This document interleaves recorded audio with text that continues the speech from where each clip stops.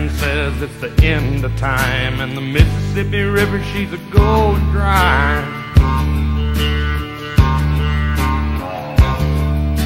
The interest is up and the stock market's down, and you're only getting mugged if you go downtown.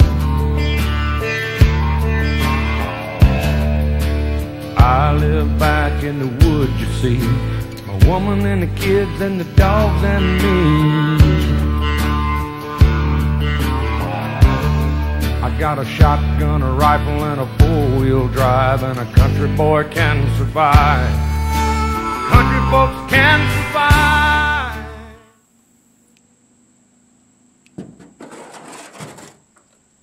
Hey, how y'all doing? My name's Matt Cooper. Thanks for tuning in to another episode of Cooper Outdoors. Today we're going to be doing a gear review over a couple of items that I'll carry with me when I come out here. I found that they're real handy and useful. So if y'all sit back, we'll go over them here in just a minute. One of the first things I'd like to go over with you is this little kit I put together. I like to call it my fire kit. I'd also like to think it's got everything I'm going to need in here to start a fire, no matter what the weather conditions is, whether it's a bright sunny day or just an old damp rainy day, and a lot of times you'll have trouble getting a fire started. This is my fire kit.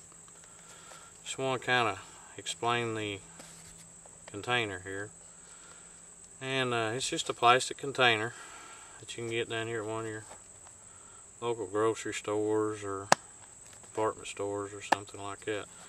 One of the reasons that I picked this container is we have a seal around here that'll help keep out moisture, okay? And it comes in handy for the size stuff that I have in this kit, okay?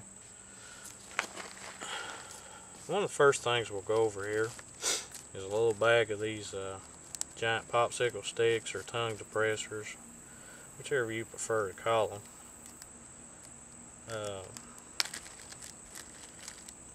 And they make real good kindling. What you can do is you can take one of these and split it into about 3 little pieces, and makes real good kindling. That way if you wake up one morning and ground's soaked in dew, or it rained overnight and you need to get a fire started, get some breakfast going or something like that, these little things is pretty handy. That'll help you get that fire going, okay?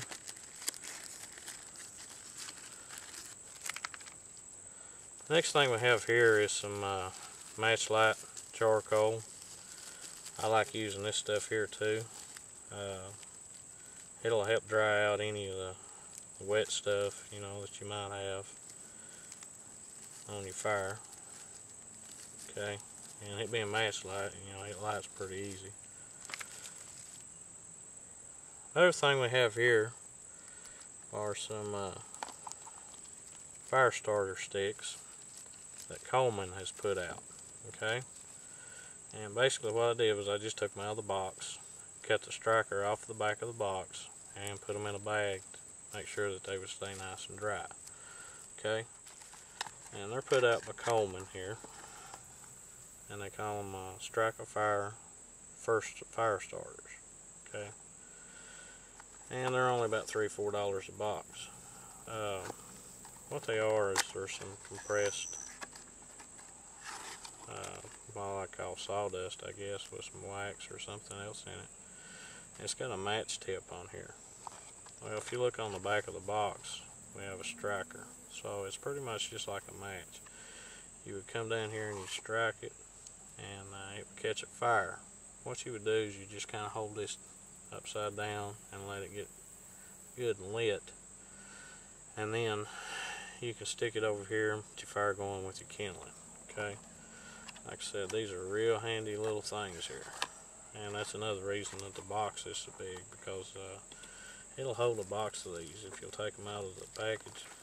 Okay, one of the other things that we got in here is we have a little bag here that we got some cotton balls, and they're saturated in some petroleum jelly. Okay, what you can do is you can take these little cotton balls out, and you can just kind of pick them apart, spread them out, and they'll take a spark real good. Okay, so that's another little thing we have for tinder. Okay, what we have here is we have just a little bottle of hand sanitizer, alcohol sanitizer that you can get at any truck stop, drugstore, any place like that. Okay, it's a nice little convenient size and it fits in this kit real good. If you have trouble getting the fire going, you can take this, squirt it out a little bit, get you a lighter or your ferrison rod, strike it, and get it going. Okay, same thing with this Carmax right here. If you prefer, just to carry you around some dry cotton balls, you can break them cotton balls apart, put some of this Carmax in the middle of it, and it'll take a spark pretty good. Okay. One of the things when you come out here is you always can start a fire by using a lighter. Okay. Well, let's just say, for instance, you lose your lighter, or you find out that you're out of lighter fluid. Okay. So what I like to do is just have a couple of backup ways that I can use to start a fire if I decide to do so. What we have here is just a watertight container. Okay, it's got a little ferrison rod down here on the bottom that you can use for a spark. Okay, and then on the inside here you just got some matches with a little striker.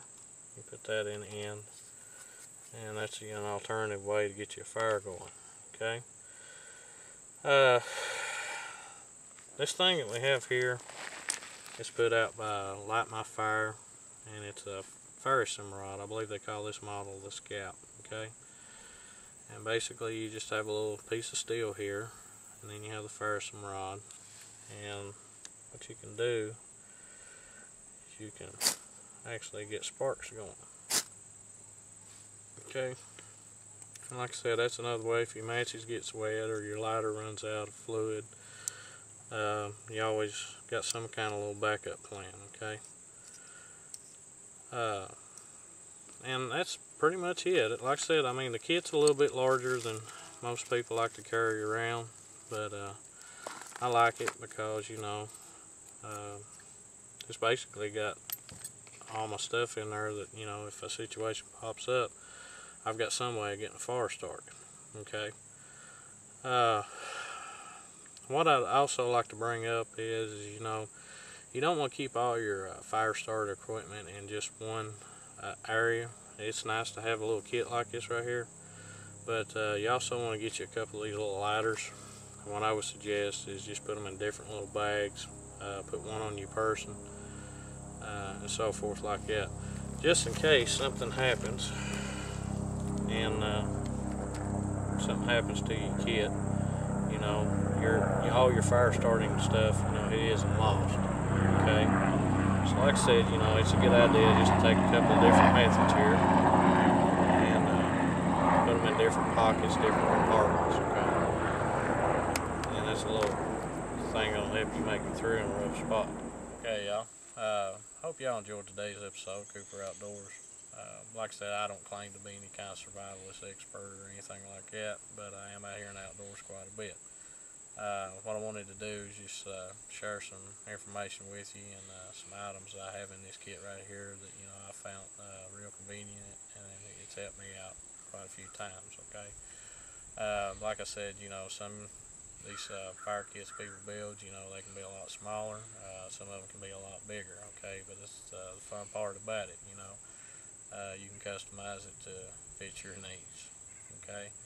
And like I said, I do appreciate y'all for watching these videos, and we'll catch you on the next episode.